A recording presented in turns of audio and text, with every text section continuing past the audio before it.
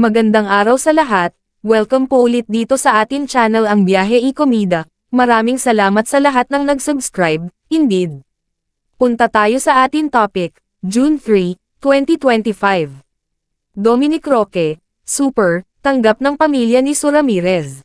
Sa media ko ng pelikulang Lasting Moments noong June 2, 2025, Lunes, sa Max's Restaurant ng SM Mega Mall, Mandaluyong City.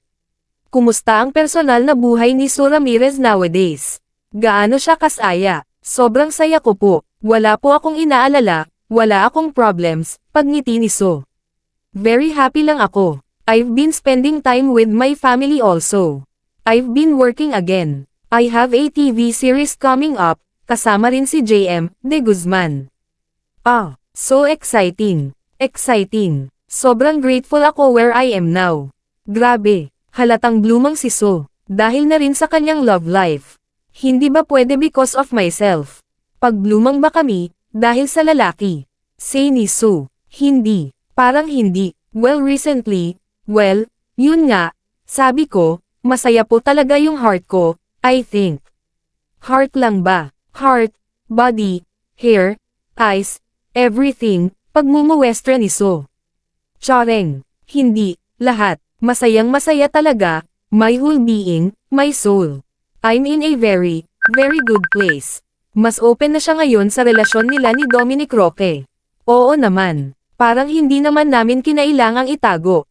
Wala kaming choice, natatawang pag-amin ni Su. Parang nalaman nyo na rin agad. Opo, hindi naman kami nagtatago. We post stories from time to time. Ano ang special kay Dominic? I love the way he takes care of me. Parang I've never been taken care of like this before, pagtatapat ni Su. Parang, iba talaga, nakakababae. Chareng, ha, nakakababae talaga, saka sobrang bait kasi ni Dom, He makes me laugh all the time. Sobrang sweet niya, not only to me but also to my friends. He spends time with my family.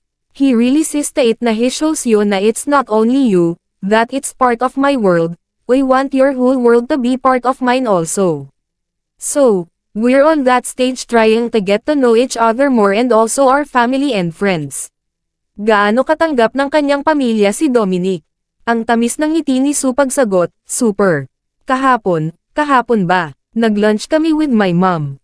Tapos sobrang cute ni Dom, kasi kahit wala kaming mahanap na parking, kahit ang tagal na naming naghanap ng parking, hindi niya talaga sasabihin na, cancel na lang natin. Mahirap ang parking. Hindi, sasabihin niya, hanapin natin ang parking, we don't want your mom to feel that na hindi tayo. Grabe talaga siya, yung sa kanya nang gagaling yung mga ganong effort, that I really, really appreciate, because family is very important to me. And I'm very close to my mom, and my mom is 70 years old. So, talagang naghahanap na ng lamang yon. And nakakatuwa na si Dom is very willing to always give, like spend time with my mom. Hindi pa katagalan ang relationship nila ni Dominic Roque. May napapag-usapan na ba silang something? Wala naman. Parang hindi pa namin ino-open yung topic na yon. Though hindi rin naman siya closed topic, no. Saad ni Su Ramirez. Kasi parang nasa edad naman kami na pwede naman naming pag-usapan. But we really don't put the pressure on each other. Parang ngayon, tingnan natin. Tingnan natin kung okay ba talaga. And if it's not, then we can remain friends. Hindi siya, parang we're mature enough to realize, if it's not for you, it's not for you. But you always have that special effort to make it worth your while. Na habang nandyan pa, sobrang enjoyin mo. If it works, it works. If it doesn't, move on, diba? Hopefully find somebody new. But full effort ka. Lagi kang A-game when it comes to, pag nasa relationship ka, and you have a problem, lagi kang A-game na ayusin yung problema. Hindi, tatalikod. If ever, ready na ba siyang mag-settle down? Bumuo ng family? Hindi ko alam. Parang ngayon, nagwo-work pa ako. Parang hindi pa naman ako talaga stable kumbaga, lahad ni Su. Bata pa ako, 28 pa lang ako. Marami pang gustong gawin pero kung ibibigay sa akin, okay lang. Parang I think, okay lang din ako. Sa tingin ba niya, husband material si Dom. Mabilis na tugon ni Sue, I do actually find him, he's very husband material. He's a provider. He really makes sure that I eat properly. Alam mo yun, he really takes care of me. Yun nga, nakikita ko yung his efforts with his family. He loves kids, he's God-fearing. Very religious. Loves kids talaga, ha? Na-amaze ako na sobrang attached siya sa nieces and nephews. Napag-usapan ba nila ni Dom ang kani-kanyang ex? Paanong napag-usapan? Napagkwentuhan? Oo naman, syempre. Oo, actually, hindi naman siya issue, sabi ni Sue. Actually, kailangan siya, pag-usapan, Parang sobrang crucial niya to make a relationship work is to actually talk about the traumas, di ba?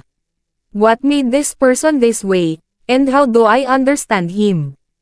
I have to know where he's coming from.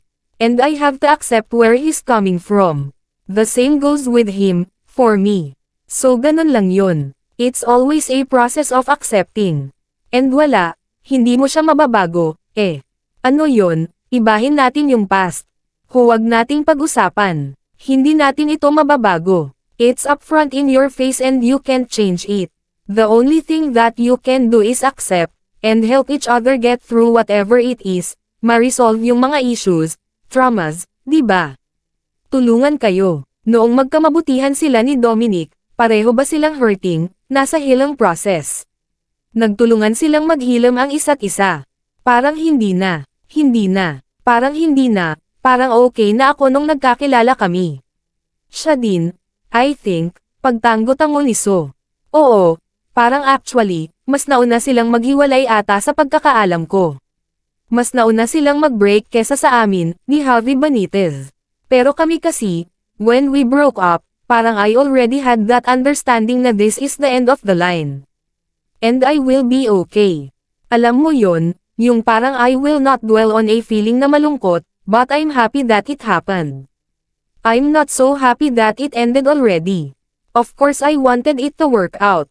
But you know, I'm still grateful for everything na napagdaanan ko.